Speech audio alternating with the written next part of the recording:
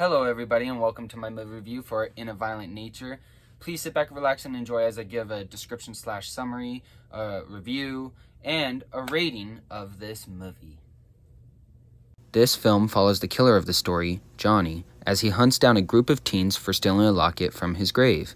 That's pretty much all there is to this. There's not much of a story here. So I want to start off by saying that this movie felt exactly like a Friday the 13th movie, and the reason not only because it's a slasher film, but also the killer looks like Jason Voorhees. He's bald, he's disfigured. And it also takes place at a park, where Friday the 13th takes place at a campground. But they're very similar. They're very similar themes. This also had a lake in it. So it's basically like they took Friday the 13th, and the only thing they changed is this is being told from the killer's perspective, and he has a different background than Jason. Now, this is a slow burn type of movie. No action or suspense. Well, very little action and no suspense. There's not even music implementation into this film. The only music in this film is like literally the end credits, so you're not getting that horror music build up, like suspenseful music. Oh, something's about to happen. You don't get that. You know why? Because we're following the killer. So everything we're seeing is what the killer's seeing, so there's no anticipation. All we pretty much see is how stupid the protagonists are. That's it. Literally. The ending was a bit interesting. I was left a little questionable, like, what is the meaning behind this? And the director did implement a long dialogue because he wanted to get something through in this movie to people. But I didn't really, like, the dialogue was kind of boring. I was like, you know, the funny thing about this, though, there was a couple sitting a few seats down from me, and they got up halfway through the movie, and I'm like, oh, they're probably just going to get snacks. They didn't. They didn't even come back.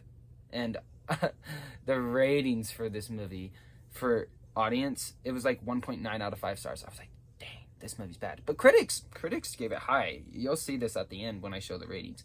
But critics gave it high, audience members gave it low, people next to me left. Doesn't sound like a great movie. And especially with what I'm about to tell you, there was no character development through this movie. I had no connection towards the characters, didn't care about them at all, not even the killer.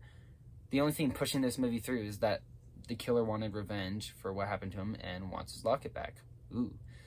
The acting, terrible from anyone that wasn't the killer, and the dialogue did not help, except that dialogue at the end that I mentioned, but I didn't even pay much attention to that. As for the makeup and outfits, I will say the outfit for the killer, not intimidating or scary. It honestly made his look more ridiculous. But the makeup and look for his face, like behind the mask, was very well detailed. I thought he looked much better without the mask on than he did with it on. Like, they should have just kept the mask off the whole movie and shown his face more. I feel like they didn't show his face a lot. Even in the little clips I showed you, you don't see his face. It's pretty much like that the whole movie. The blood effects, though, were great in this film, besides one part where he throws a head through a window and you can see how fake it is. It's like, terrible. So they could have done that better. The camera quality, another reason I feel like this was like Friday the 13th, is because it would bounce back and forth between like 80s camera quality and like modern day camera quality. Because it would be more like, you know how you ever watch those static TVs and it's like staticky? It's kind of like that while you're watching the movie in a way. So it felt like an 80s movie a bit. But then it would like film modern day and then 80s, and it just went back and forth. I don't know why they did that, but maybe there was a reason. Scares and kills. It wasn't scary, but there were 8 kills in this movie. 2 were off screen, so, you know, technically that only gives us 6 that we really see, unfortunately. And one of those was basic and boring. This was a drowning scene. And the other 5 were brutal and entertaining, with one actually being a bit funny because of how he reforms this girl he kills. Now, I'm going to show you the girl I'm talking about, but I'm not going to show you how he kills her because it's too brutal and gory to show, but also I couldn't find a clip for it. So this is the girl he kills. This was honestly my favorite part of the movie because of how he killed her. And I also thought it was funny how he spun her, so that also made me laugh. But I think this was one of the coolest kills I've actually seen in a horror movie. It's not the coolest, but it's one of the coolest. So if you do check out this movie, you might enjoy that part. If you haven't checked it out or don't plan to, then, you know, this is the one scene that you might want to see, at least. Just wait for it to come on YouTube. Anyway, let's give this thing a rating now.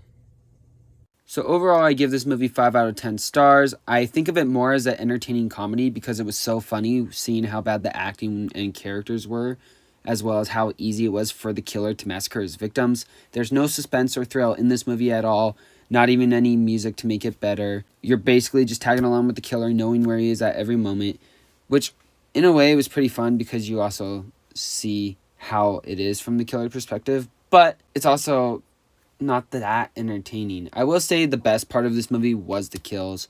Story was okay. Regardless, I would not recommend this movie to anyone that wants to get scared while watching a film. If you're going just to watch people get killed and see the different kill styles, then I would recommend this. But again, it's not super entertaining and it's not that good. Well, that's all for my video. I hope you enjoyed it. If you did, please like, comment, and subscribe down below. And if you want to check out some more movie reviews, you can tap on the playlist at the end of this video. But until next time, I will catch y'all with the next flick.